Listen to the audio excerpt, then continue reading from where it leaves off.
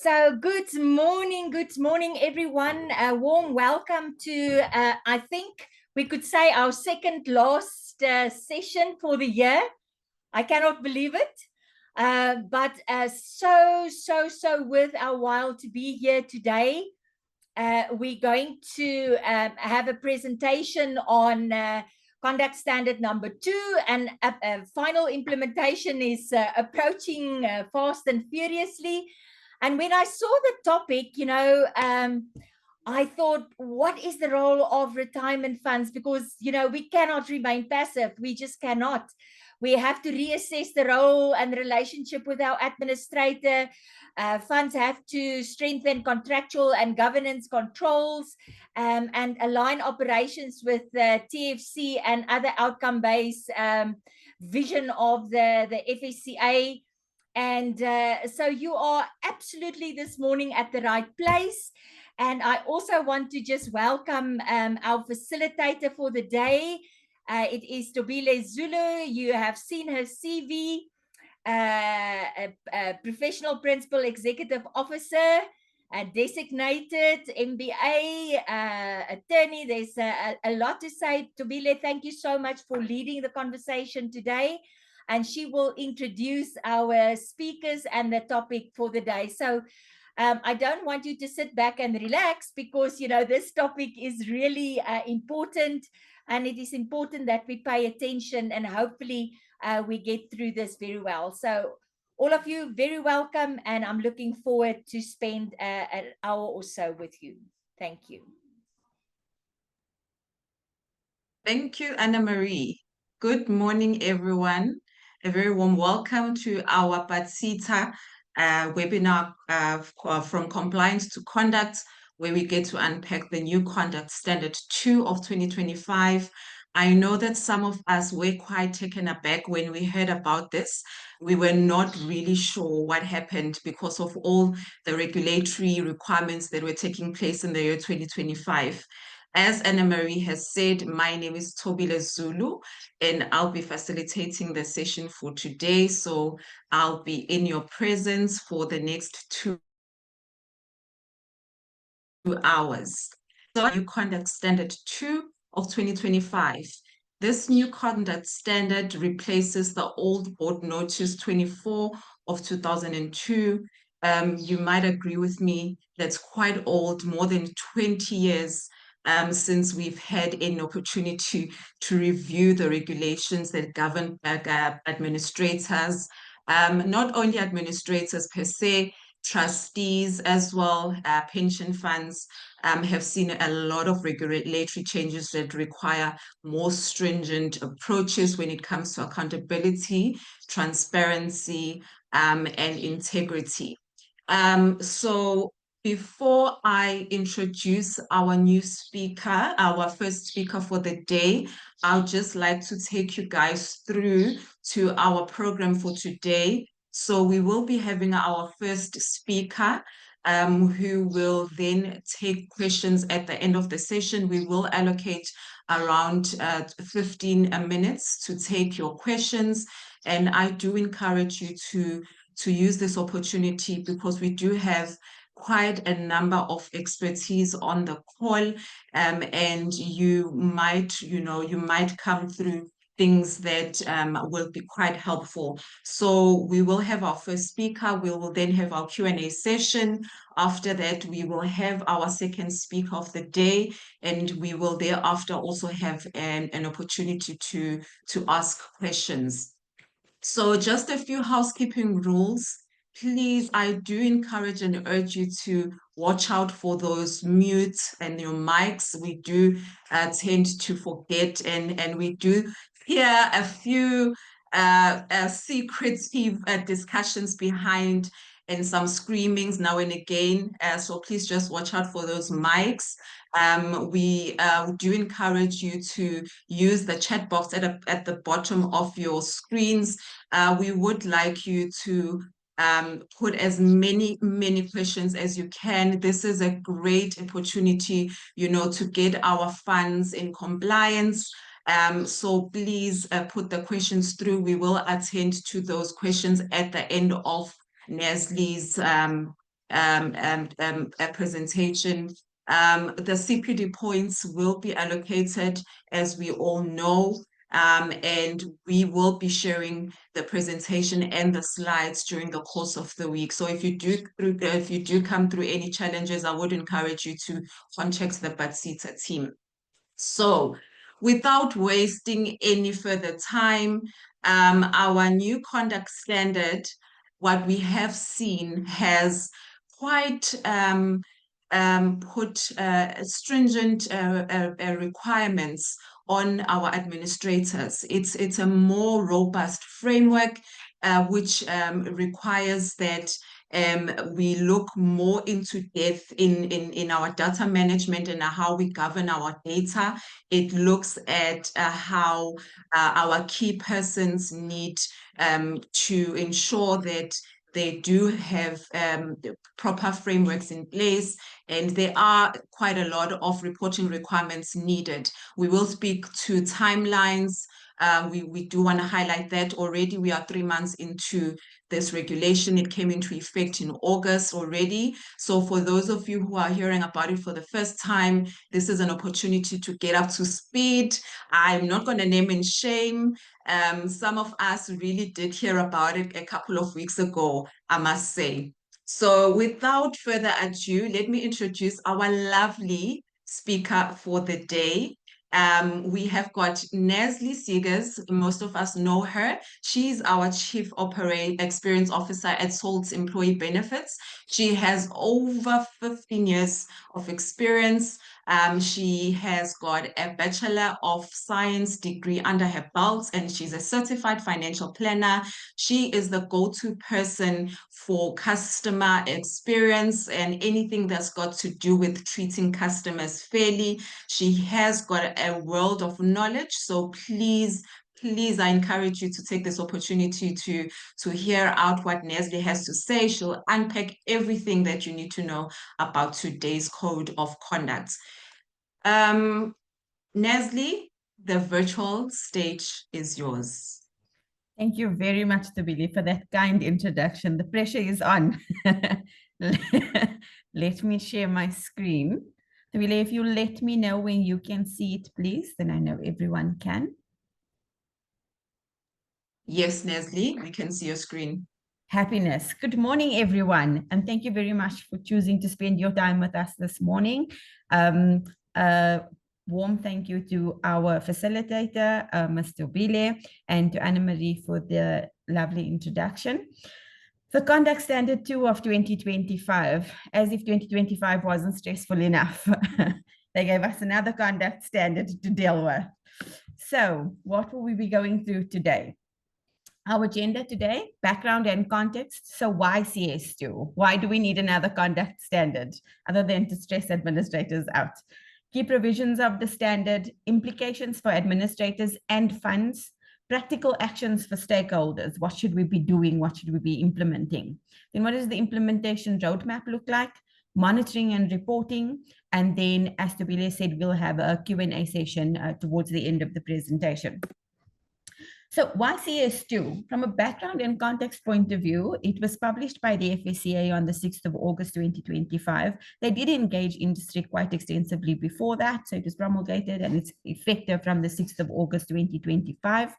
As Tobile said, it replaces that outdated board notice 24 of 2002.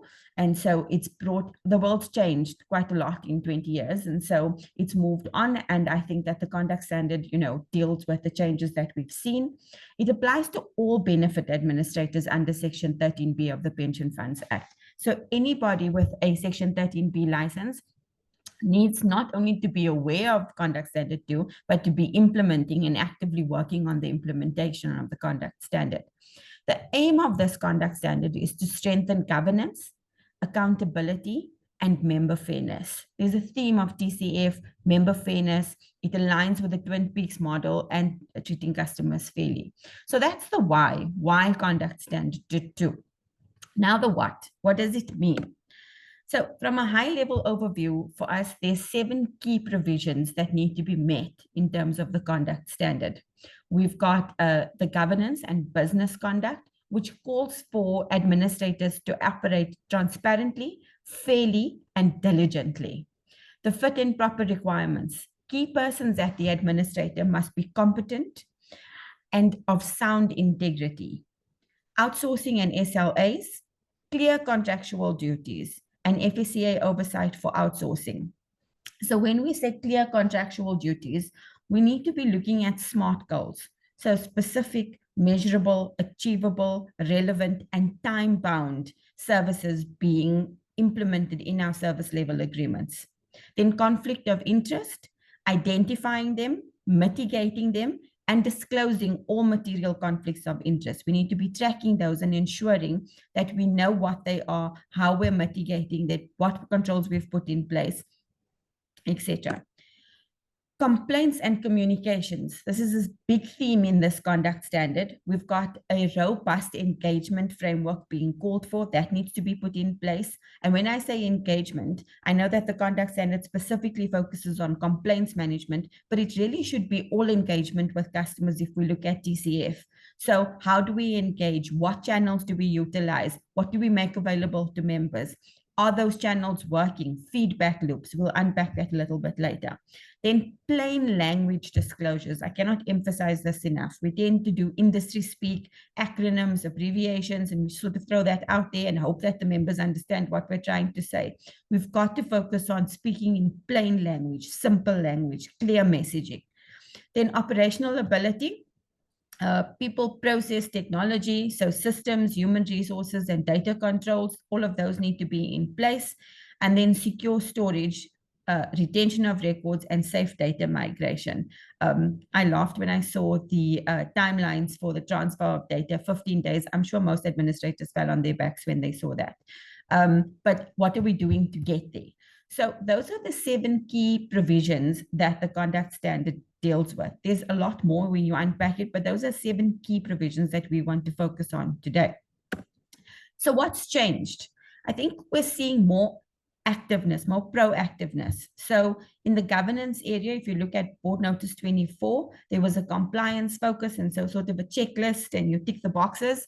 CS2 is an outcomes-based conduct. We want to see improvement in the member experience, a decrease in the number of claims being fielded, complaints being fielded, excuse me. And so it's outcomes-based conduct and we're looking for a culture of fairness. That's the shift here. Key persons, there was limited focus. You'll know before we had a responsible person for the Section 13B license. In CS2, they've significantly expanded that. And so they focus on key persons in the organization, not a key person, key persons, because the reality is that no one person runs the entire organization. There are people that are responsible for portfolios, subject matter experts within the organization. And so they've expanded those fit and proper provisions and given accountability. So I think before, there was the chance that, oh, Naz is the responsible person for SALT, she'll deal with the regulator, she'll deal with the queries, etc.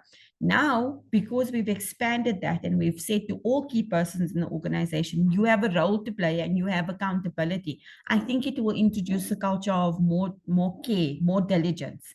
SLAs, minimal impact in Board Notice 24.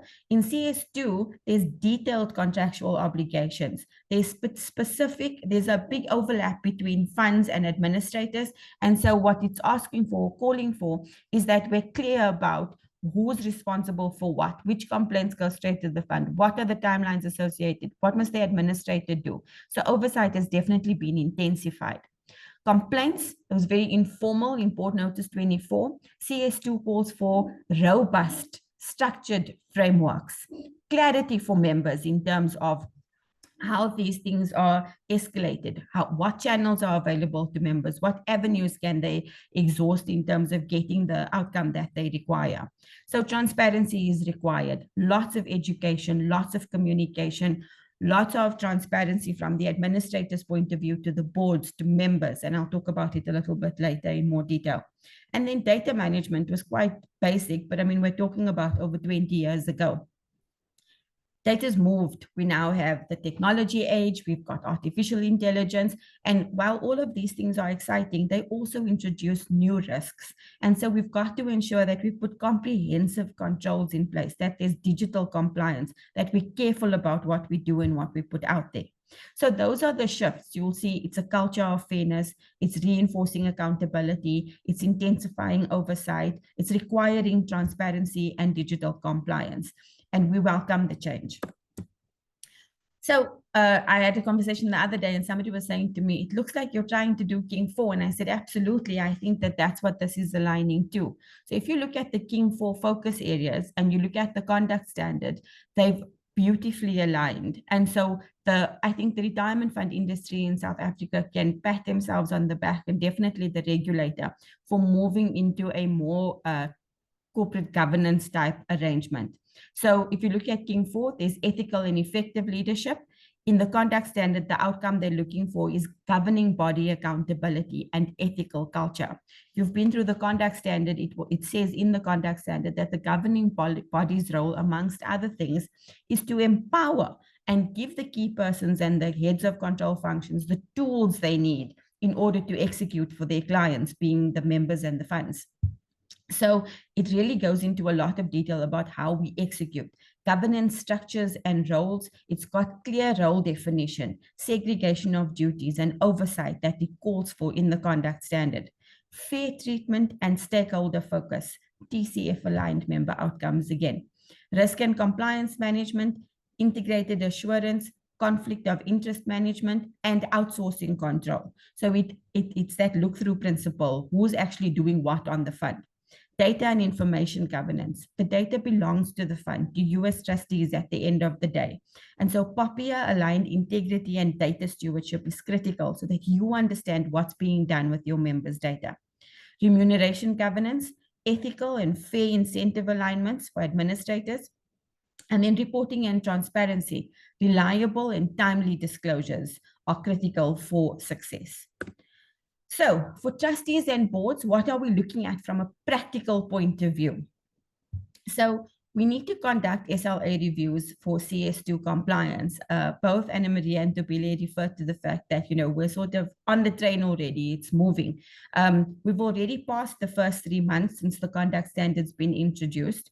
And so time is really ticking. By February next year, we would have passed the 6-month mark. And so you're all aware that we had certain provisions that were applicable on the 6th of August this year. And then the second set of provisions are in 6 months' time, which is February next year. And then the last set of provisions in 12 months' time, which would be August, September next year. So time is really moving. Conduct SLA reviews for CS2 compliance is part of the 6-month mark. And so February is fast approaching. I don't even think many funds have asked their administrators, well, what can we expect from the new SLA? Have you aligned it? When can we expect it? We're South African, and so December is not a time for work for us. We December very hard in this country. So we're already losing a month, sort of between the 15th of December and the 15th of January. And so really in our last board meetings, we should be asking the administrator, when can we expect these updated documents? Request CS2 gap analysis from administrators. A lot of the stuff introduced immediately was already, I think, in place with a lot of administrators. But as funds, we should be asking them for sort of a report that says, in terms of all of the outcomes or key metrics that were deliverable on the 6th of August or implemented on the 6th of August, are you ticking the box, administrator? Where you're not ticking the box, do you have a plan to get to a point where you're ticking the box? And so that's important, understanding that in February, we're expecting to see another round of implementations, and then in 12 months' time again. So we need to be working with our administrators to understand that they're moving towards a compliance with Conduct Standard 2. Updating compliance and risk registers, that should be implemented. There are changes called for in the conduct standard that will affect funds themselves, not just administrators. This is not just SALT's problem or Forbes's problem or Old Mutual's problem. This is an industry initiative. And so we all have to hold hands and make sure that we work together to successfully implement Conduct Standard 2. Introducing complaints and conduct dashboards at board level. I'm a huge fan of dashboards. I think it gives you such great insight and you're able to do such amazing things in terms of monitoring trends, analyzing exceptions, etc. And so introducing those dashboards at board level allows the board to see graphically what's going on from a complaints perspective. Are they up? Are they down? Which areas are the complaints focused on?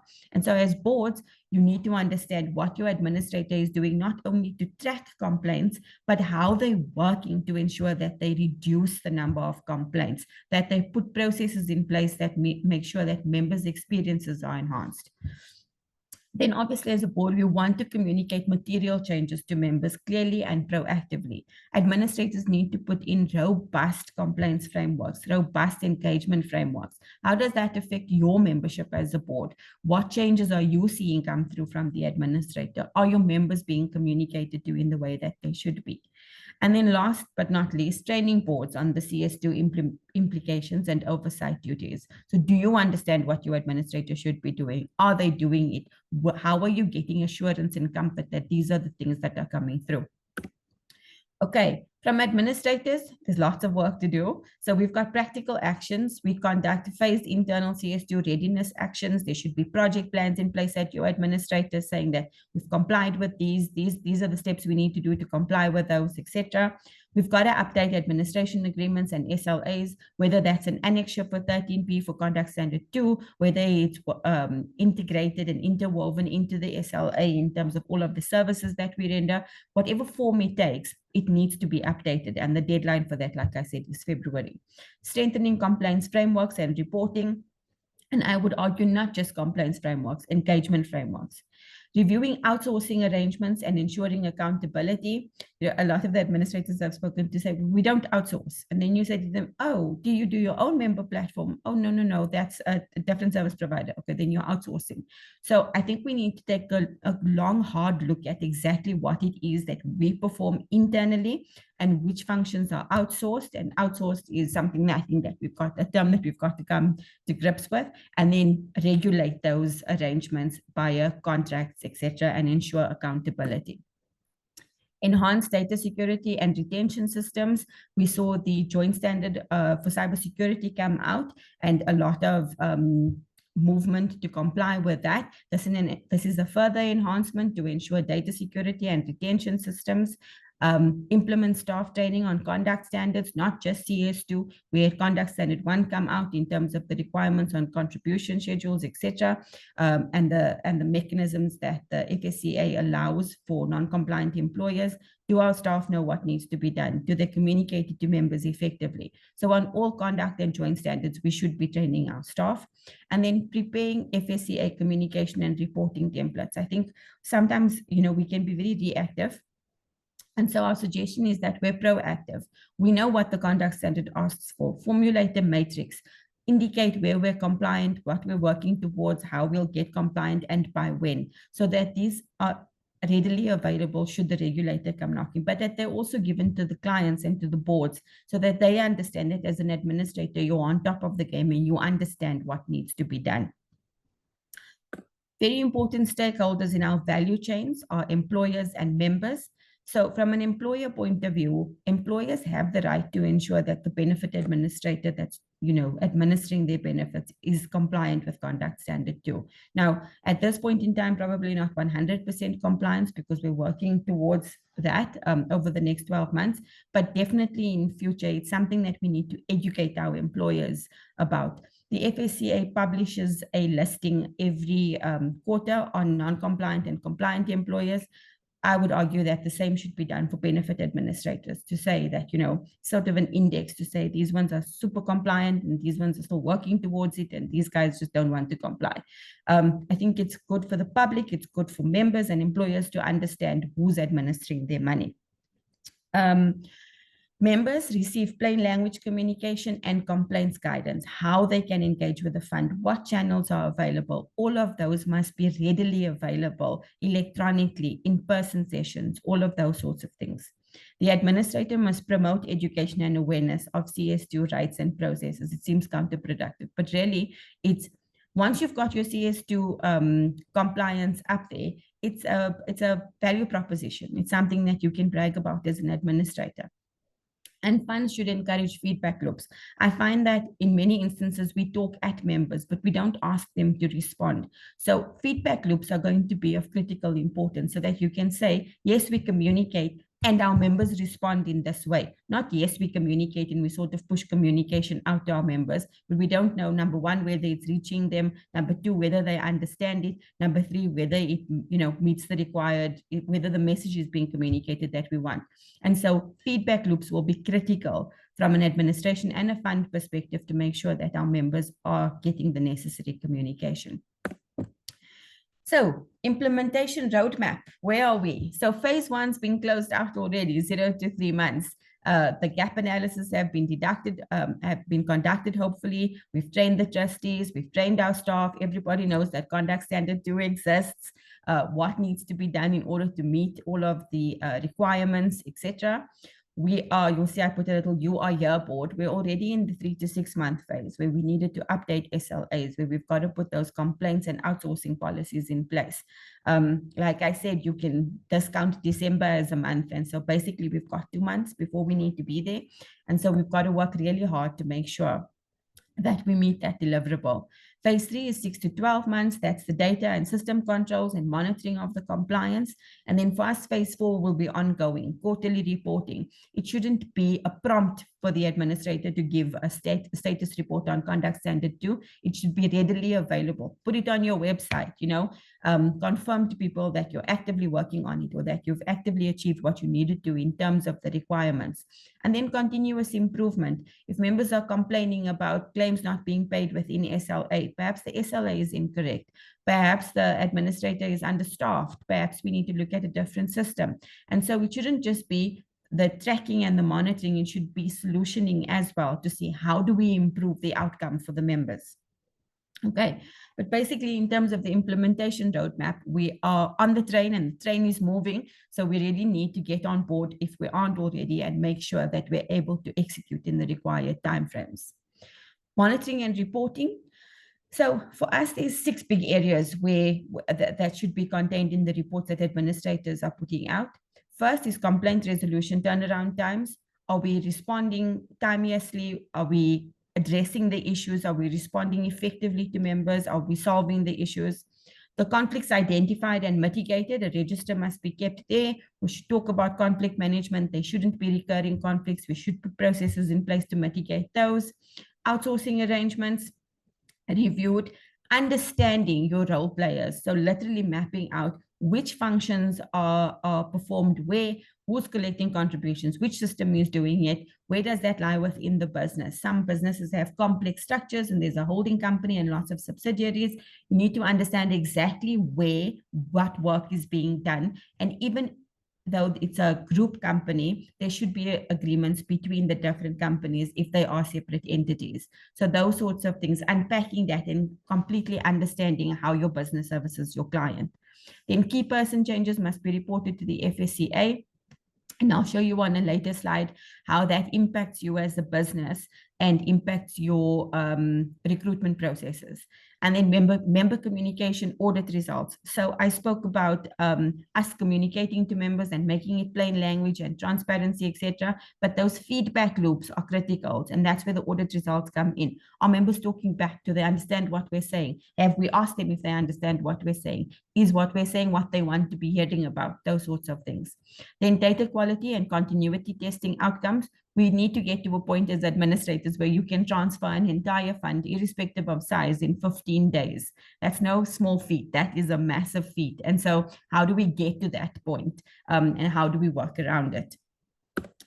Okay, so key takeaways. CS2 is a transformation in conduct, not a compliance tick box. It changes the way that we do business as administrators, as an industry. This is not just an administration problem. It's not just a 13B problem. Trustees need to understand conduct standard 2. Employers need to understand conduct standard 2. All stakeholders in the value chain need to understand it and make sure that they understand the impact on themselves. So success depends on collaboration amongst the funds, administrators, employers, the regulator, and it means embedding the conduct culture, technology, and transparency. So if you haven't already started, you really need to start now. Review those contracts, train your teams, update your controls. Let's make sure that we're not lagging behind when the regulator comes knocking. So from a practical application framework, we thought it would make sense to talk to what needs to happen. So trustees and boards of funds, the objective here is to strengthen oversight and ensure that fund governance integrates CS2 requirements into daily fund operations. Obviously, that sits in your SLA. But immediate actions would have been a gap assessment to say to your administrator, we've seen the conduct standard. How okay are you with it? What's missing? How do you plan to get to what, to get to compliance where you're not compliant? So it must cover governance, key person fitness, our complaint statistics, and our outsourcing arrangements. Board training on the CS2, including Section 13B of the Pension Funds Act and understanding what the responsibilities are of the administrator in terms of 13B, and the FSCA expectations, which are linked to TCF outcomes 1 to 6. The second one for trustees and boards of funds is the review of the SLAs and the administration contracts. It must ensure that the agreements specify defined responsibilities and duties. So clear lanes, clear timelines, service standards, and turnaround timelines. Arguably, in your admin report, you should be including not just, I've paid 5,000 claims this month, dear Board of Trustees. It should be, I paid 5,000 claims this month. Of the 5,000 claims, 90% were paid within SLA, 10% were paid outside of SLA. Of the 10%, we've unpacked it and analyzed it, and these are the reasons, these are the mitigations we're putting in place. This is how we plan to increase that number from 90 to 95 to 100%. Complaint escalation processes, clear frameworks, clear protocols in place. Termination protocols should be in the contract. A minimum 30 days FSCA notification needs to be put into the contract, and then that data handover procedures within 15 business days post-termination. How do we get there? I'll be very surprised if there's an administrator that says today they can do it within 50 days and do a quality job. It's quite an involved process. And so we've got to work towards making sure that we're always in a ready state with the funds data. Trustees and boards of funds, the medium-term action, we're looking for updating of the fund's risk register, your compliance plan as a fund. For example, you now need to make sure that your administrator is compliant with Conduct Standard 2. What evidence will support the fact that they're compliant with Conduct Standard 2? The board calendar to include monitoring of administrator compliance. Is it an on-site visit that you do once or twice a year? How does the administrator give you comfort that they are compliant? Complaints oversight, receiving quarterly complaints dashboards from the administrator. The way technology is going, these dashboards can be done daily, monthly, quarterly, biannually, annually. More is more for me. So the closer you are to it, for example, if you're seeing that complaints are at 90% this month and next month they've gone up to 95%, there's an intervention, pardon me, an intervention that can happen from the board. So we don't wait until we get to 20%. We're looking at it for any movement from a month-to-month basis so that as a board, we can intervene and make sure that we can rectify the behavior. So verifying complaint categories, turnaround times, outcomes, and compensation trends. Then data and systems oversight, requiring assurance from the administrator on data integrity, cybersecurity, and backup testing, not just a yes, we're compliant, sort of the reports that come from the disaster recovery audits that get done, reports that come from the cybersecurity testing, the white hacking, and those sorts of things that get done. Ask for copies of that from your administrator. Give yourselves comfort that your administrator is doing what it needs to be doing and when they need to be doing it. Ongoing monitoring, so conduct annual reviews of SLAs. We live in a fast-paced world. AI is changing the way, it's already changed the way we work. Technology has changed the way we work. And so entering into an SLA and then re-looking at it after 5 years doesn't really make sense anymore. The world is constantly moving. So our suggestion is an annual review of SLAs and administration performance. So not just how have you performed, but is the SLA still applicable? As an example, before two-part, we saw long lead times on claims. So 6 weeks, 8 weeks, those sorts of things, 3 months in some instances to pay claims. Enter two-part and claims are being paid within a week, including tax application, etc. And so we must re-look at what's fair to the members and make sure that our SLAs are aligned at least on an annual basis. From boards, requiring an annual independent assurance report could also be something that you ask for. An ISO 3402 type 2 audit, a type 1 if you want to get started, some sort of a confirmation on the administrator's control environment, and then including CS2 compliance metrics in the board performance reviews of your administrator. Okay, so that's from a board of trustee point of view. From an administrator point of view, I was saying I would talk to this earlier. So establishing a CS2 steering committee chaired by a key person or an executive with FSCA accountability, and then documenting the roles of all key persons as per the FSCA. You know, before we had a responsible person for the 13B, and that was sort of where it started and ended. Now we're asking for all key persons, and the FSCA's website's already been updated. If you look at the top right-hand corner, it tells you what additional documents. There's a form you complete for a key person, and then it asks for a curriculum vitae, which is a CV, which is mandatory, a certified ID copy, certified copies of the qualifications, SAP's police clearance or proof of payment for police clearance, and at least 4 business references supporting the appointment of this person as a key person. Now think about when you're recruiting for a head of a control function or a key person in the organization. These are all things you need to call for and have ready before you can add this person onto the register. You've got 30 days from date of appointment. And so as even your recruitment process is being impacted by the conduct standard, it really does change the way we do business as administrators. And then implementing annual declarations of competency, integrity, and conflicts of interest. So I think that's been done a lot in industry anyway, but ensuring that those make sense, that you're testing them, not just I'm not conflicted, but you don't know, you know. So testing those things and making sure that they are fit for purpose. Outsourcing oversight, develop a register of outsourced functions that's approved by the fund. So the fund is also aware what you're outsourcing, who you're outsourcing to, maintaining signed agreements and annual reviews of each outsourced service provider, assuming that you have those. That's critical for benefit administrators. Adopt data retention policies, a minimum of 5 years post-termination, and record every system migration. So we're moving, technology is moving all of the time. And so your core administration platform will be supplemented by member portal technology, online platforms, chat bots, all of these WhatsApp integrations, etc. We've got to ensure that we're clear about which system does what protocols are applicable, ensuring encryption and traceable backups of all of the data that we're engaging our members with. Operational controls, we've spoken about the complaints framework, creating a dedicated complaints committee with an escalation matrix that it manages, I think will be critical for benefit administrators. Capturing not just the complaint type, but the turnaround time, the root cause will be critical. Trend analysis and solution implementation. So you need to understand, pardon me, why your members are unhappy, what are they unhappy about, and how do we solve for that unhappiness? And then providing a quarterly analysis to each board or fund. In terms of the conduct culture, integrate DCF indicators into performance KPIs within the organization.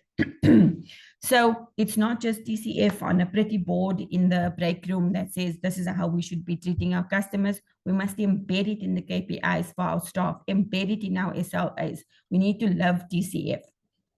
Conducting biannual staff training on conduct risk, complaints handling, and conflict management, and then publishing an annual conduct report, summarizing complaint trends, improvements, FSCA interactions. So a status report, funds put out annual reports in terms of how healthy they are, how unhealthy they are, etc., what they've seen move, etc. And so from a benefit administrator point of view, I think it will be very useful for clients to see, are you compliant with the conduct standard? What do our complaints look like year on year? Are we seeing improvement, etc.? Enter another very important stakeholder. Those are our employers. Practical applications, data submission, and accuracy. Tobele, I'm just going to pause there. How am I looking for time? I think I lost time somewhere. You still have ample time. Okay, good. You have up until 9. Yeah, don't worry. Okay. Happiness, thank you. Practical applications, we're looking at data submission and accuracy. So employers are a very valuable part of the value chain that in the retirement industry. And so they support compliance through the data that they give us. You know that they've got to comply with Conduct Standard 1. And in many instances, employers are not they're not sophisticated. In some of the industry funds that we deal with, you know, they sort of run payroll on an Excel sheet. There's no SAP system or Sage system, etc. And so seeing how we can engage employers and assist them in assisting us with the data that they hold. For example, SALT has gone to the extent of partnering with a data enrichment firm that helps us source data, and then we send that back to our employers to say, this is the data for your members. Can you confirm it with them so that we can get to a more compliant status in terms of CS1? And so just because CS2 is out, it doesn't mean we forget about CS1. These are all cumulative, and so it's all working towards a better environment and better outcomes for members. And then obviously the designation of a responsible person for 13A compliance comes from the employer. In terms of engagement protocols, maintaining open communication with the administrator on non-compliance notices. It's a difficult economy. Talk to the funds, talk to the administrator, let them know where you're struggling, and let's see how we take hands and work together towards giving the members a better outcome. And then acting on contribution arrears immediately and engaging the boards on the available tools. Some funds enter into AODs, they've got payment arrangements, etc. And so helping employers. And as an administrator, you've got to ensure that they are aware of all of the options and the avenues that are available to bring them to a compliant status. And then governance alignments, reviewing employer fund agreements for updated CS2 and specific 13A clauses, including fund-related compliance as part of internal audit or HR registers. So for employers, we know that coffee is incoming. And so for them, it's not just it's a fund and administrator problem anymore. They are a critical stakeholder in this value chain. And so they've got to be more comfortable with ensuring that they are compliant with all of the requirements that relate to the Provident Fund. Value-added practices, host regular employer information sessions. So the fact that we send out communication electronically and that we film little videos and send out these little snippets is fantastic. But a lot of members want us to make room for human interaction. They want a warm body in the room that they can talk to, that they can communicate with, ask their questions, get the answers that they require. And so hosting regular employer information sessions in partnership with the administrator to explain the fund administration changes, Conduct Standard 1, Conduct Standard 2, how does your fund work? Those are still important, even more important, I would argue, in this age of technology.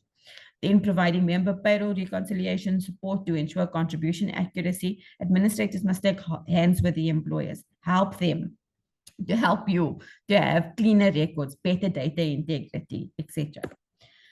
Fund members' communication, ensuring that members experience fair treatment, timely information, and accessible complaint resolution mechanisms is critical. So receiving plain language benefit statements, not these 6 pages and they're not sure which page relates to what. So all they're going to look at is the little number that tells them how much they have in their fund, and don't pay attention to anything else. There's important information on the benefit statement. And so breaking that up is also important. And when I say breaking up, I mean throughout the year, sending out information that's contained in the benefit statement as a series, for example, dealing with risk benefits, dealing with savings benefits, dealing with replacement ratios as a theme in smaller communications that support the member in understanding what the benefit statement says. Simple claim processes. It doesn't have to be donate a kidney before we'll pay you your money that you're entitled to. Simplify the claim processes. Do data enrichment exercise. If you've Conduct Standard 1 data is there, it's much simpler to process a claim. And so focus on the before so that the after is much easier. And then accurate contact details. Encourage members to update their contact details on your member portals and to engage with you. Administrators provide digital self-service portals with secure access to balances, claim statuses, and complaint submissions. And it's very interesting. These systems are so smart. So they'll let you see where members are stopping. So for example, we look at our member portal and on our landing page, we've got the values in the different pots. And so probably I would guesstimate about 90% of members come in, look at the values on the landing page, and then they log right back out. You have a couple, we administer some funds that have large numbers of non-compliance, and so you'll see them move into the contributions page to see when last the contribution was updated, etc. But in 90% of the cases, they sort of stop at the how much money do I have in my savings pot? And how much money do I have available if I resign or retire? So what we've done is we've done push notifications. So before they even get in and across the little values at the top, we'll say, did you know your benefit statement is available? Click OK. Just so that you can grab their attention, because we've understood that the behavior is to come and look at the value and then leave again. But there's so much more that they can engage with and that they should know about. And then education. Members should know the complaints process. It should be simple. Administrative, fund, FSCA, OPFA, all of the avenues available to them. And then very importantly, timeframes for complaint resolution. Members sort of send a complaint in and they hope that somebody answers at some point in time. It should be clear. There should be an auto response that says, thank you, we've received your complaint. We will get back to you in no less than 5 working days. After 5 working days, there must be a prompt to say, we know we haven't resolved your complaint as yet, we're still working on it, give us another 2 days. And so continuous feedback loops so that members know that you are taking them seriously, that you understand their concern, and that you're working to resolve it. Education, providing member education materials on CS2 principles and their complaint rights. Informing members what their rights are over the administrator and the fund, and conducting regular Know Your Fund sessions to promote transparency and awareness. What rights do members have? Reinforcing that messaging so that they understand what they are able to access. FSCA and the industry ecosystem, I think, how will the FSCA monitor this in the upcoming months? So supervisory reviews of benefit administrators, fit and proper registers, their outsourcing reports, their complaints data. I mean, if the FSCA logs into the website and they see there's only one key person in an organization that employs 300 plus staff members, then there should be alarm bells going off. So I think that they will be looking at who's uploading key persons, sort of calling for fit and proper registers, calling for complaints frameworks, seeing that you've updated your SLAs, asking for copies of that, cross-checking fund reports for SLA compliance. You'll recall earlier I said it shouldn't just be how many claims we paid this month. It should be how many claims did we pay within the SLA, how many were outside, and what corrective measures are we putting in place to make sure that that doesn't recur going forward. And then we expect that the regulator will issue guidance notices for emerging conduct risks. We don't know what we don't know, and we live in an ever-changing world. And so we should be looking at additional conduct or guidance notes in future. But fostering consistent oversight and accountability across all market participants, funds, administrators, employers, members, I think is where the FSCA will be playing a pivotal role. I think that brings me to the end of my presentation, hopefully in time. Thank you very much for your time this morning. I hope that you found the session informative and it's given you some practical tips. I'm going to hand back over to Dobile at this point in time.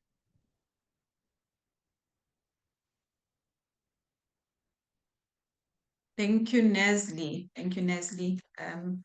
Just in time, very informative, very straight to the point. I think you did capture quite a lot of key things that we need to take from the session and implement in our boards. So, ladies and gentlemen, it is our time for Q&As. We do not have any questions on the chat boxes. This is an opportunity for you to ask any burning questions, clarity-seeking questions before you leave the webinar.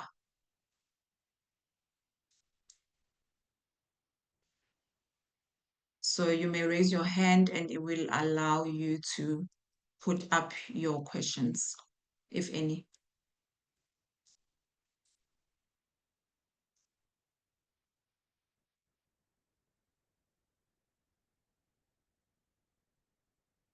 No questions? Nesli,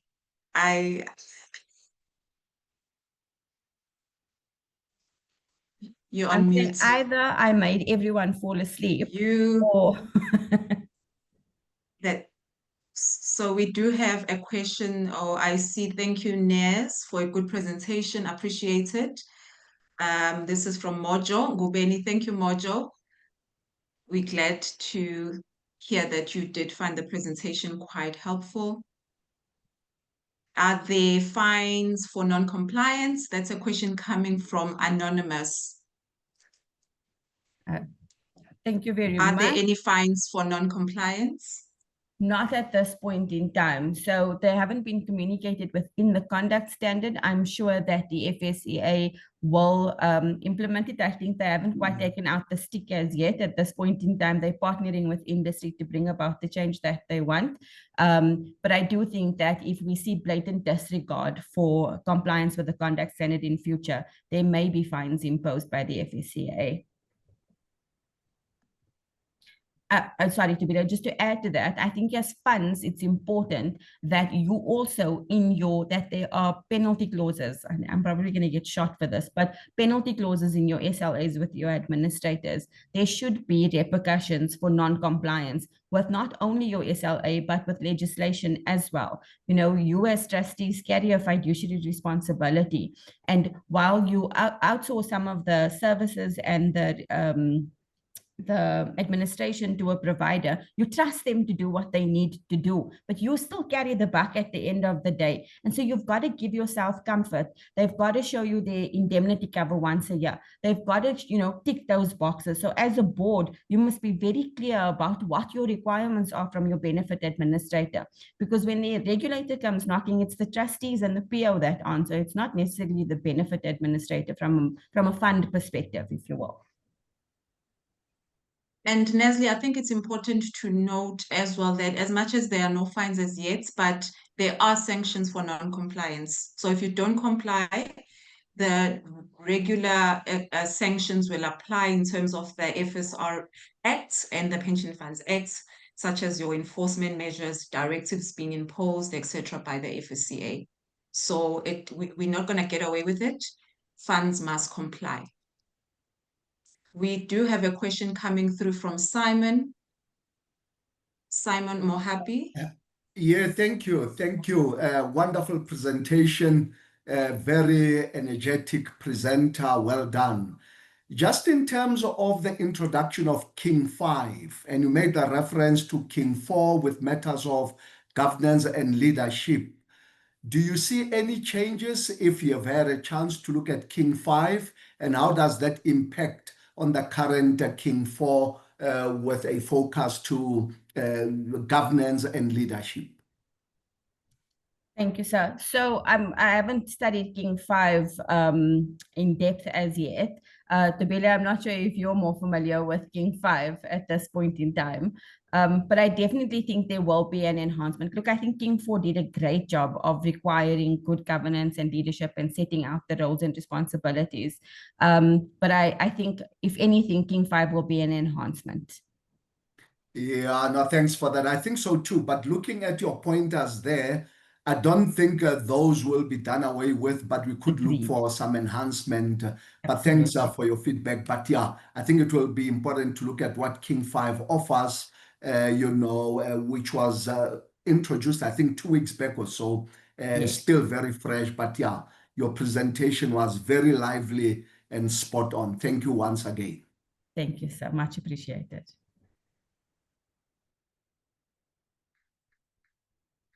Tobile, I did see Anna Marie's hand. I'm not sure. Anna Marie, yes, Anna Marie.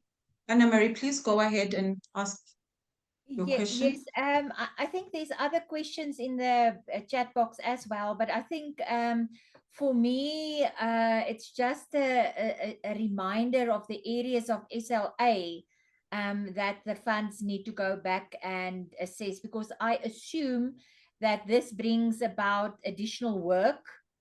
And I don't know how the fee structure will be affected by this, or which particular areas in SLA needs to be just brushed up again. Yeah, so I think the conduct standard 2 calls for a relook at service level agreements. And while it is additional work, I think a lot of it should have been in place if you're being fair at benefit administrators already. you should be ensuring that, you have a robust complaints framework in place. TCF was introduced a while ago. It's not a new concept for us. In terms of the reporting, you should be reporting in terms of your service level agreements. And so I guess you could argue that there's more work, but as administrators, I think if we're honest, then it's stuff that we should be doing already. It's just now that it's been formalized, and so I guess these will be negotiated, but I don't see this the same way that I saw two-pot as an example, where there's additional administrative work that needs to be done. This is more from a governance perspective. And so don't let your administrators bully you into additional fees because of conduct standard 2. They should be complying with. This is just good governance. And if we were applying King 4 and the incoming King 5 anyway as benefit administrators, then a lot of these principles should exist in your business already, in my opinion. Okay, thank you. We do have a question coming through from Anonymous. You mentioned with outsourcing, would this be a member for member data also? So thank you, Tobile. Any processing that happens outside of the administrator, absolutely. Absolutely. So that's why I think during the presentation, I said, go and map who handles what within any experience. So you almost do the member roadmap and the fund roadmap, and then you see, sort of, does data get sent out to a system? Does it come in from a system? Are you engaging with a different party? Is there different integration? So SALT, for example, uses the Everest as our transactional platform, but then we use a technology called Benefit Counselor for member engagement. And so that's absolutely outsourcing, in my opinion. And so be more conservative in terms of this approach, so that you've got almost a spider web of where does data come in and out, and how are those relationships governed. Make sure you've got contracts in place, you understand the servicing, that you've got robust POPI clauses in those contracts, etc. Nesli, we have a question coming through, and I do note that it has been a bit of a concern for many administrators. Regarding the duties owed to fund members under the conduct standard, is the responsibility solely by the benefit administrator, or does the board of trustees, acting on behalf of the fund, retain primary or shared accountability for the fair treatment and compliance of its members? Thank you very much. Good question. So remember, we spoke about redrafting service level agreements. There is a big overlap between the administrator and the board of fund. And so where this can be managed is in that service level agreement. Agree whose role it is and whose responsibility it is for task 1, task 2, task 3. And so clarify those roles and responsibilities within the service level agreement. But to answer your question, it's definitely a shared responsibility. Yeah, yes, I must say, Nesli, it is a shared responsibility, but we need to also understand that the accountability, as it always does, rests with the fund board. So you have the duty and the responsibility to ensure that the service providers, the fund administrators, are in strict compliance with this new conduct standard. We've got something coming through. And Tutugo, a great presentation indeed. Thank you. In terms of the February due date for compliance, now there's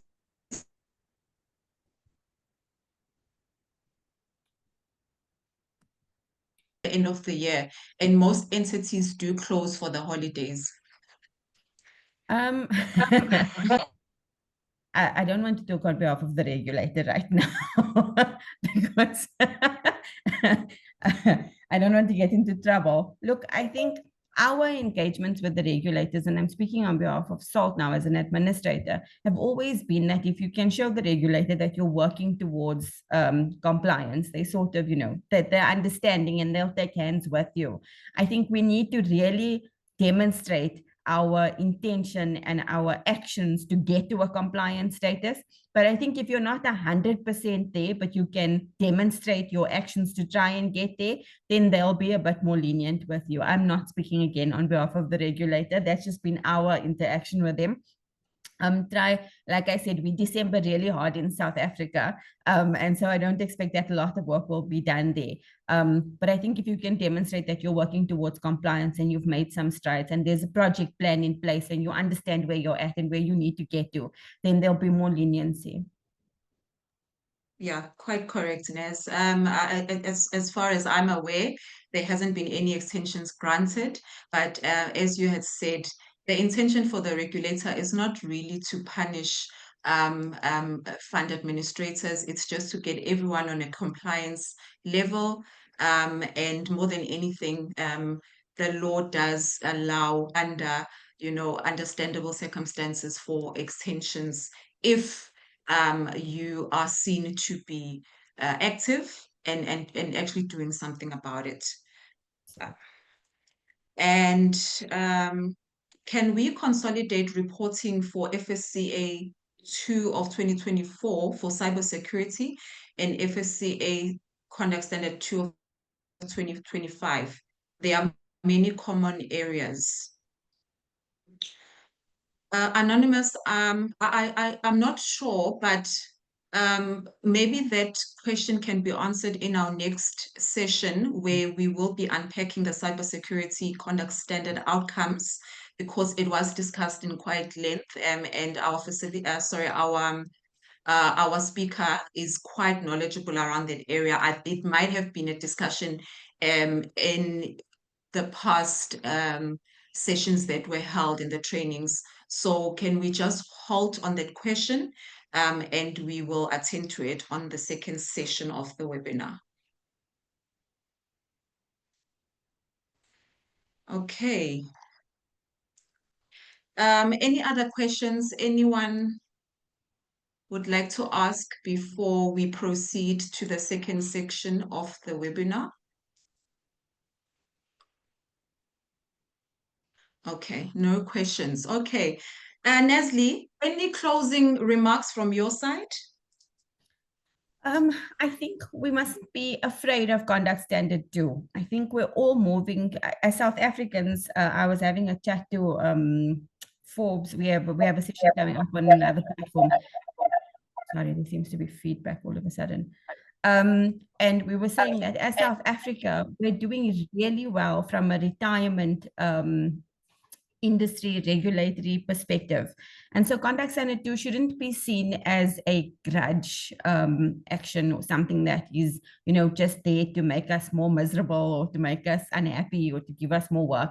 I think it is definitely a step in the right direction. I want to put the disclaimer that I work for an administrator, and so I'm in the thick of things. We understand the impact. But it's fantastic that we're moving to a point where we want to be transparent, we want to be accountable, we want to bring the experience that the member deserves. So we welcome it. And I think that, as much as we are afraid of change, we must embrace this. And if we do, it can only make us a better industry overall. Thank you, Nes. I do see a question coming through from our anonymous. It seems like the requirement for honesty and integrity is now being extended to all key persons in the administrator's organogram, including the heads of control functions, even if their function area is not phase regulated. Please balance me on this. So please balance me that. I love. Oh. So absolutely. And I think that, it's high time that we require it. It's absolutely high time that we require it. You can't have, and with all the respect in the world, you can't have let me use me before I offend people. I'm an experienced person. I'm a client person. Don't ask me to run your a set of financials or your fund accounting. I'm going to botch the job. Not a numbers person, I'm a people person. And so you've got to have the right skill set in the right role. And I think for too long, it's sort of been left up to administrators to decide, I like Naz, she's been there, she knows the business. Of course, she can put out a set of financials. Doesn't mean I'm going to do it right. And so it's time for us to ensure that people have the correct qualifications. And in the spirit that the FSCA always comes to the party, they've said, where a person isn't effectively equipped but is in the role at this point in time, they will even give you time to get that person equipped. So let them go and study, put them into a program, give them the tool set that's required to execute that role to the best of their ability and to what's required. So absolutely, people need to have the required skills in order to perform the function. Nothing against experienced people. Absolutely, they carry years of experience with them and lots of insight. But I do think that we must move to a qualifications-based recruitment strategy in the sector. Quite correct, Nestle. And I think for a lot of us, we have seen a very huge shift in terms of accountability. We have seen a lot of shift in companies and government organizations being made to account for their roles within the business. So we do want to see everyone in the chain, in the organogram, being held accountable. So we want to work with honest people in our organizations. They don't have to be phase accredited and regulated. An honest person is what we want to see. We are looking at the Madlanga commissions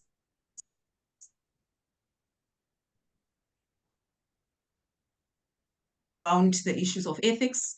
So for me, I honestly do believe that it's high time that everybody in an organization is an accountable, honest person who does work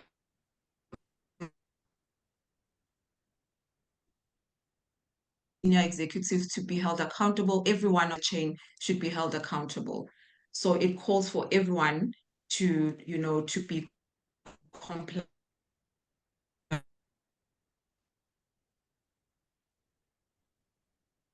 Quite full educational presentation. As I had explained earlier, we will share the slides.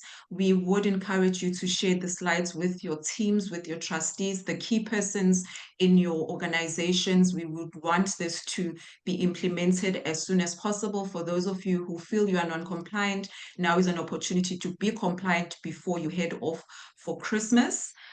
So Nestle, thank you so much. We really do appreciate your presence today. Thank you very much. Thanks, everyone. Thank you. So, ladies and gentlemen, without further ado, I would like to take you through to our next speaker of today. So what we are going to do, we are going to have Aubrey, who is going to be taking us back. So you will recall that in 2024, we had the new conduct standard. There's been so many conduct standard. It's really hard to keep up. So Aubrey took us through the 2024 cybersecurity resilience training. Most of you on the call would have attended his 2-day program. So he delivered a very detailed and thorough training where he focused a lot on the new framework and what it is that industry needed to implement up until today. So if you would recall, there were a few outcomes that needed to come out of those sessions. So without further ado, I would like to introduce you to Aubrey. If you can just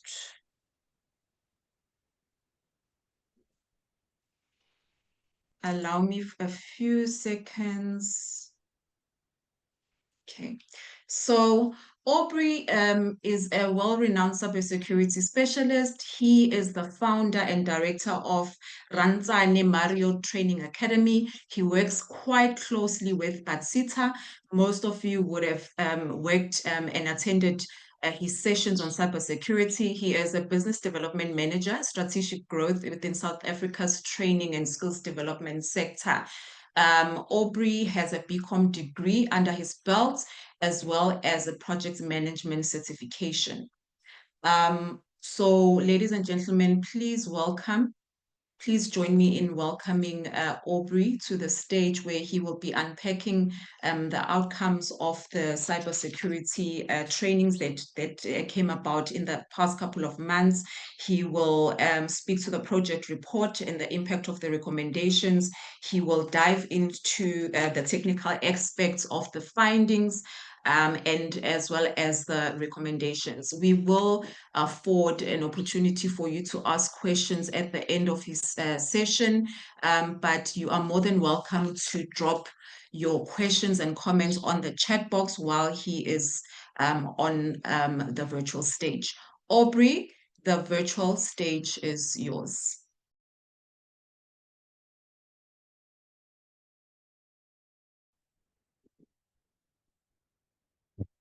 Good morning, everyone. Thanks so much, Tobile, for such an informative introduction. As mentioned, my name is Aubrey. I'm a business development director at Ransane Mario Training, and since February, we've been working with Basia on a series of programs that we are focusing on cybersecurity into the retirement fund and also the financial sector within Africa.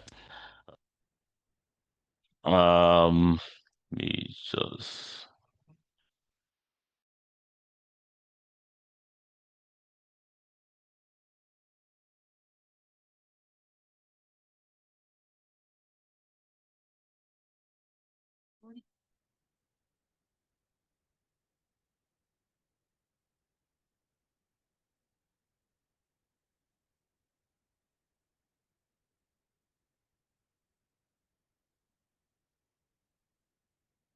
Hi, Tobile. Yes, Aubrey. Okay. Because initially I was not having control, so I wanted to find out: are you going to share my slide, or Yes, the was I team will going share to the share slide from? with you. Please, can Come you again? just give us a minute or two? Okay. You can control and read. You on? You can go ahead, Aubrey. You have got control to share the slide. Okay. Let me just.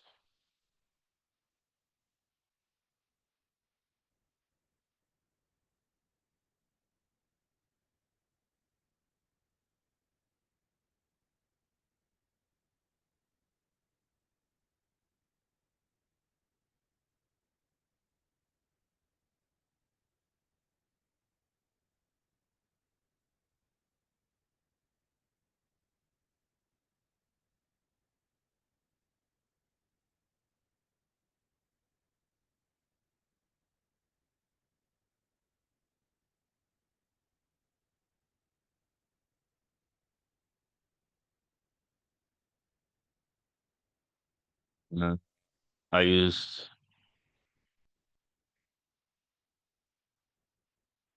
Are you seeing my screen? Not yet, Aubrey.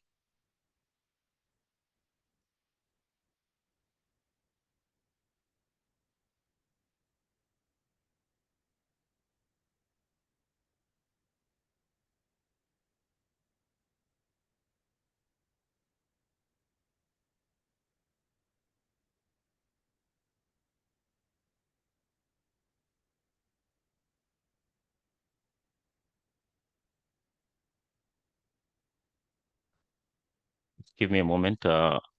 I'm just tracing my file here. That's fine.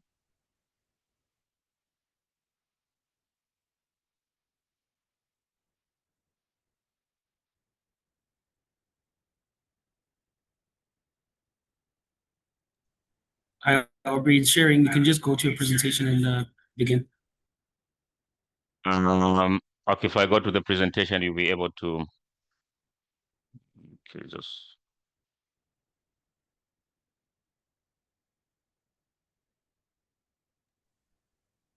Are you Aubrey, able to see the presentation? we can see your Yeah. presentation, but if you can put it on You can see presentation it. mode. Come again?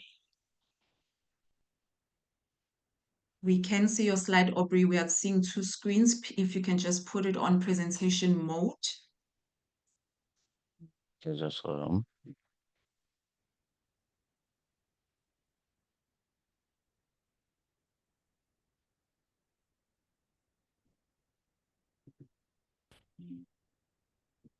There we go. No, we don't have it. Aubrey, I think you have got two screens. If you can sort out the settings and allow just for one screen, the one that you've got your presentation on, your yeah, screen let me settings. just.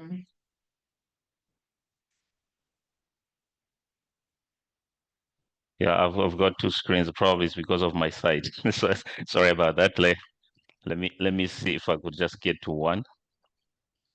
No problem.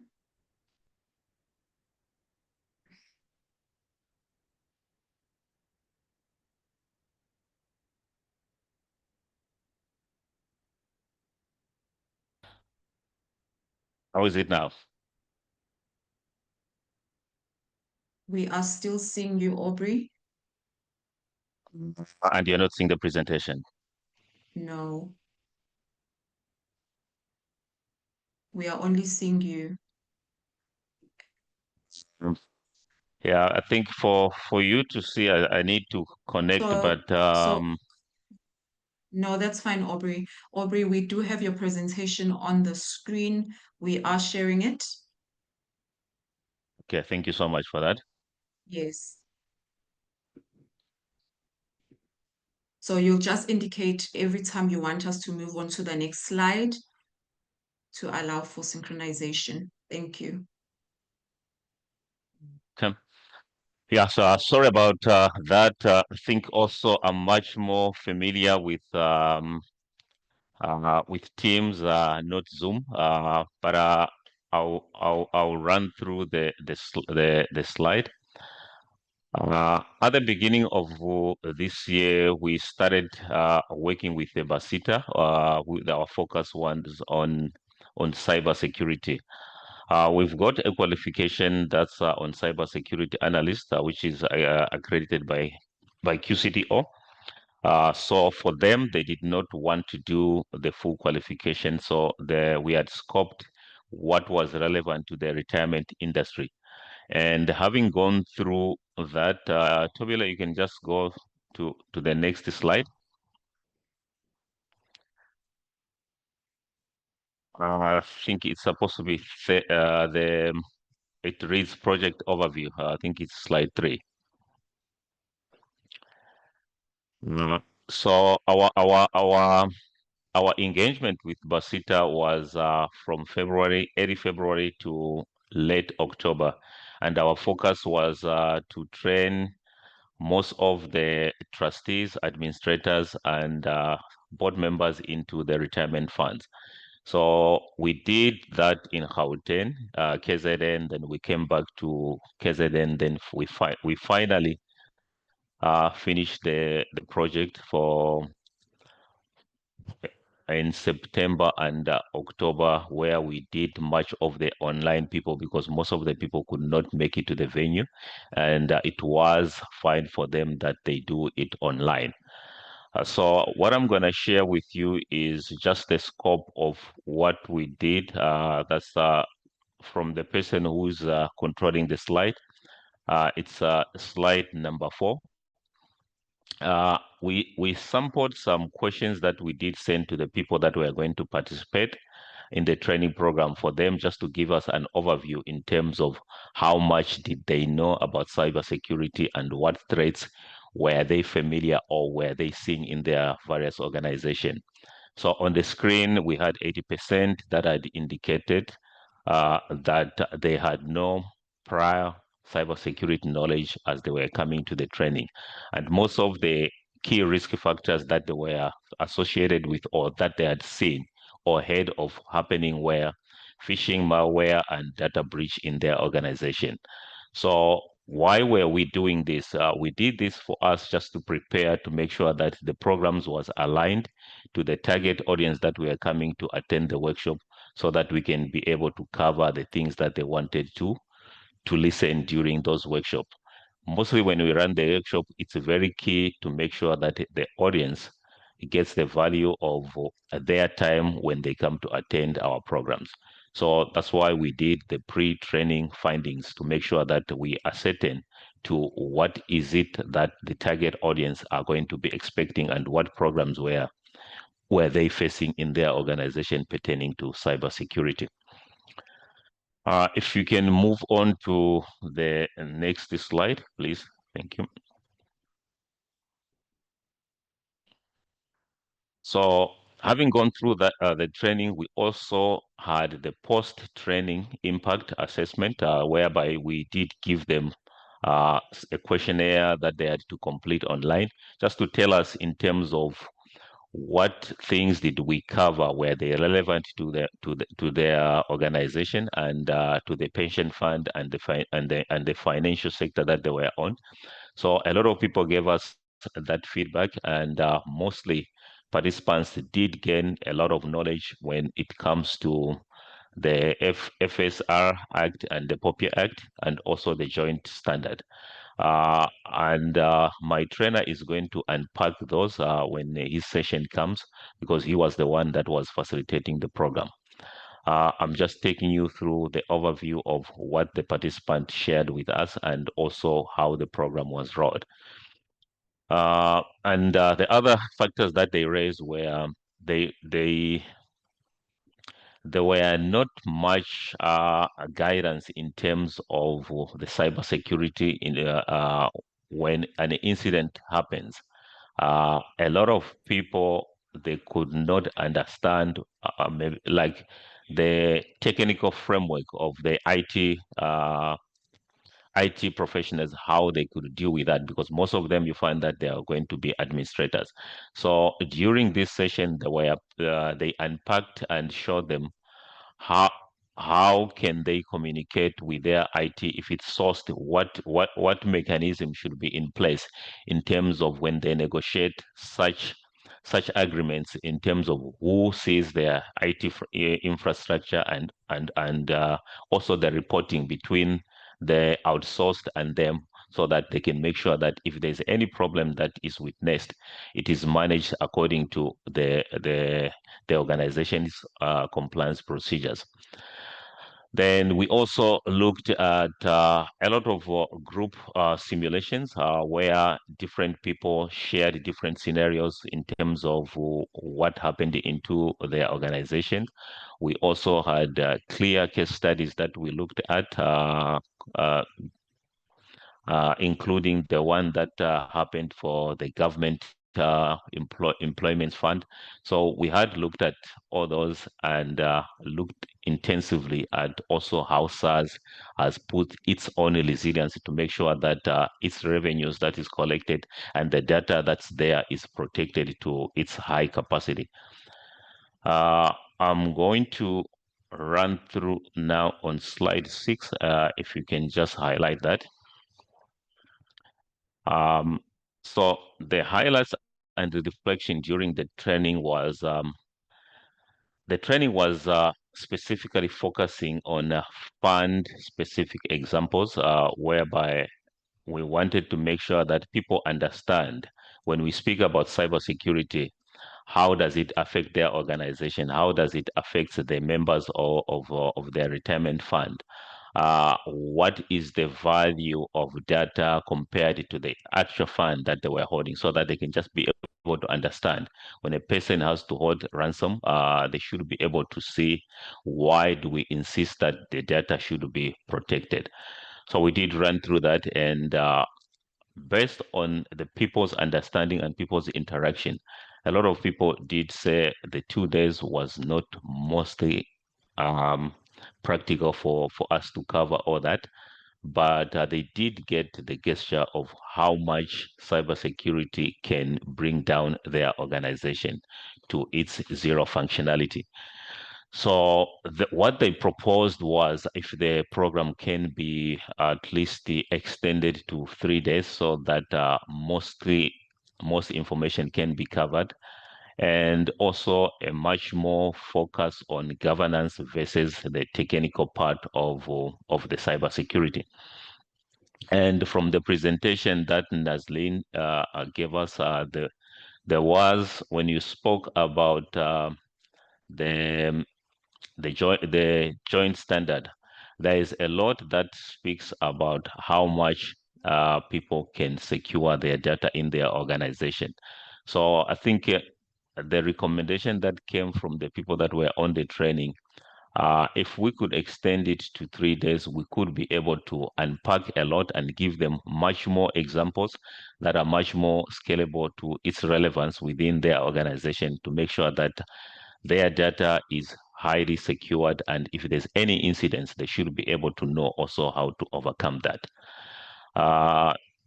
Whilst I end here, I would like just probably to welcome our trainer that can take us through from the next slides until the end, and he will be taking some questions as people pose them. Thank you. Mr. Allen, are you on board? Thank you very much, Mr. Aubrey. Can you hear me? Hello, can you hear me? Yes, we can hear you. Oh, okay. I thought maybe my headsets are playing tricks on me. Good morning, ladies and gentlemen, and I think I will just look at the technical feedback of the training that we had. So technically, we unpacked the threats, and in our feedback, I think post-mortem or feedback sessions that we had afterwards, we then got the following statistics within the group. We experienced approximately 66 cases of phishing and approximately 81 cases of malware. And this one is very, very serious. 22 cases of insider threat. This one is something that we we really need to be scared of. And technically also, we managed to, I think, cover the gaps in data privacy and protection. And we managed to bring this to our this conscientization to our clients. And then also we also unpacked resilience and how much it takes for an organization to increase the resilience within our environments, especially in the financial sector. Giving examples of SARS, I think, as Mr. Aubrey alluded earlier on. Next slide, please. Yes, we also looked at capability gains. Through this training, we managed to enhance the understanding of data governance and incident response, as these are key to cybersecurity incidents occurring in our environments. And through this training, we also managed to have an improved ability to manage technical risks. These technical risks are related to cybersecurity and also our technical environment, that is our network and the equipment that we have within our networks. And also through this training, we managed to look at how we protect data in transit through encryption and also the use of endpoint protection. Next slide, please. These are the recommendations. I think these recommendations came through the feedback that we were getting from the people that have attended the training. So there is a recommendation to expand to Western Cape and also to have these trainings in a hybrid. That is the combination of face-to-face and online. And also, there is a recommendation to encourage participants to take on full certificate qualification, that is the NQF level 5 that we offer. And the post-training webinars also, and Namibia Online adaptation as well. I will take questions if there are any questions, please. Before I hand over back to Mr. Aubrey, are there any questions that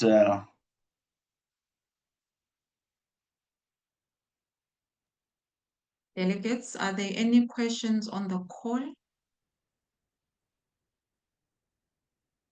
going once, going twice? Thank you very much, ladies and gentlemen. I will hand over to Mr. Aubrey. Mr. Aubrey, the floor is yours.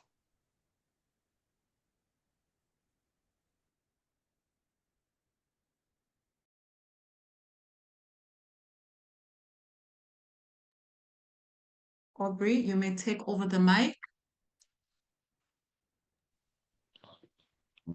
Thanks so much. Thanks so much, Mr. Allen, and thanks so much, Tobile, for this opportunity just to come and showcase in terms of what training were we doing with Mesita from Feb until August. So we have run through just a summary of what happened during from February to October, and we've also unpacked just the, or we have highlighted challenges that people that attended our course were facing, and also we did highlight in terms of what people benefited from those series of workshops that we ran. In conclusion, we also summed up to just give you some recommendations from the collective of the people that were on the training. Most of them did say they would be glad if the workshop could be extended to 3 days, and also for the Western Cape people, they did say if the workshop could be extended to online, that would be much beneficial to them. I see there is a hand there. I'm not too sure. I think, Tobila, you are in control. Probably maybe you can acknowledge. I think it's Anna Marie. Please go ahead and ask your question. No, I'm sorry. It was if it was me, I I let me lower. It wasn't intentional. Yeah. Thank you, Aubrey. Okay. So Quite yeah. insightful. Thank you. No, thank you so much for the invite just to come and give you the roadmap in terms of what we went through from August to the last month of the intervention that we were doing. Thank you, Aubrey. I think for some of us who didn't get to attend your session, is there an opportunity maybe for funds administrators and funds per se, to get a bit of a glimpse in terms of what happened? I know that cybersecurity is an ongoing process framework that needs to be implemented. There might be a couple of things that funds do miss out. So will there be an opportunity for some of the members on the call who were not part or who missed the boat to actually jump on in future, I'm supposing? Thank you so much for that. Yeah, but we'll keep communicating, and any updates in terms of also on our product developments, if there's any change that that comes into cybersecurity, or we'll be communicating to your organization. Yeah. Thanks, Aubrey. Aubrey, we do have a question that came through in our first webinar. It spoke about that there are familiarities between the Conduct Standard 2 of 2024 as well as this new Conduct Standard of 2025? Is there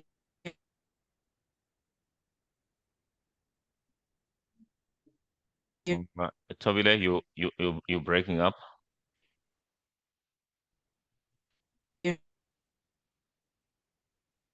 Hi, Tobile. instead of doing double the job, can funds or and administrators combine Tobile, some of the sections? I think there was a pause, so I didn't get you had froze for some time. So if you could run through that again, please. Aubrey, a question came through. Is there an opportunity to consolidate the reporting for Conduct Standard 2 of 2024, which would be the cybersecurity, as well as the Conduct Standard 2 of 2025, which speaks to the benefit administrators' compliance requirements? I think we could look at that. The consolidation shouldn't be a problem because when you look at them, I mean, it's just a matter of bring them together so that people can have a fair understanding and also how to deal with that. It could be consolidated or on the program, yeah. Yeah. So on my take as well, I think we do have an opportunity to do that. We can I don't see anything prohibiting us to consolidate the reporting. So as far as we are able to clearly map out each standard specific requirements, it must be clearly referenced which obligations we are speaking to in terms of our reporting. So I think on the FSCA's approach, it's always the intention to have a shared common governance, data and risk management approach when it comes to reporting. So I hope that answers the question for our anonymous who did ask the question earlier on. Ladies and gentlemen, do we have any other questions? Nhlanhla, I see your name, sorry, your hand. You may go ahead. Hi, Tobilia. It's Nhlanhla from Batseta, Education and Training Manager. I think there was a question on whether you can participate in the training. We will be opening up a window for the training. There will be 4 trainings next year, quarterly aligned to the standard and any updates that will happen in terms of cybersecurity. So if you do have an interest, we will be sending you that, but you can also send your email on info@batseta if there's an interest for us to facilitate the training for your fund. Thank you, Nhlanhla. There you go, trustees. There is an opportunity for you to get into more detail into your cybersecurity compliance if you have not done so. If you have been facing challenges in terms of what it is that you need to put in place, we are seeing a lot of reporting coming through from Aubrey, phishing, so on and so forth. We are seeing a lot of cases out in the industry of cybersecurity issues and breaches, etc. So I think you need to take up this opportunity. Nhlanhla, there's also a call out for the training sessions to be, spread out into 3 or 4 days. There is quite a lot to get through, I must say. Is the request going to be considered? Definitely, Tobila. We are looking at having the training in 3, where we will have a 3-hour masterclass session, which will be a more consolidated session, and then having a 2-day and a 3-day. So there will be 3 options in terms of the trainings and how maybe extensive you would want the training to be. Thank you, Nhlanhla. Ladies and gentlemen, any other questions that you have for Aubrey that speak to cybersecurity in your space? The outcomes, if you were part of the teams that were attending the prior sessions, What are your concerns and comments, if any? Okay. So Aubrey, Hi, Tobile. yes. I see there's a question here. There's a person who's saying, do we conduct training for the lower levels in organization? Yeah, we do. We conduct trainings, workshops based on the problems that people are facing in organizations. So the more we interact with you, we ask you a question, we'll send you a questionnaire just to diagnose what are the challenges that those people that needs to be on training are facing. Once we've got that, we will just make sure that we unpack a training that's focused on the problems that you are facing so that after the training or the workshop that you have attended, you are purely going to be effective in your organization. So we do that in answering you. Thank you. Thank you, Aubrey. I know that some of the attendees on the call might not necessarily be BATSITA members. So if you are wanting to get some form of training for your teams, please be in touch with the BATSITA team. You can drop a chat or you can give them a ring and you can have the training set up for your smaller trusts. That brings us to the end. We don't have any further questions. Thank you so much.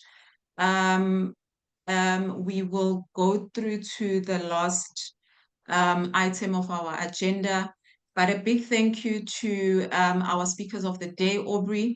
Thank you for the wonderful, insightful session and the feedback. I think we always appreciate feedback. We do a lot of trainings and we never know where they end up. So this was quite insightful. A big thank you to Nestle and her presentation, but I will not spoil it for Anna Marie, who will do our announcements and our closing remarks. Thank you, Anna Marie. The virtual stage is yours. Oh, thank you so much. I so appreciate the virtual stage, but I also want to see all of you in person before the year ends. So we're going to have our last engagement in person, if we can do so. That I think, Oratile, you just need to give me an indication of the date again.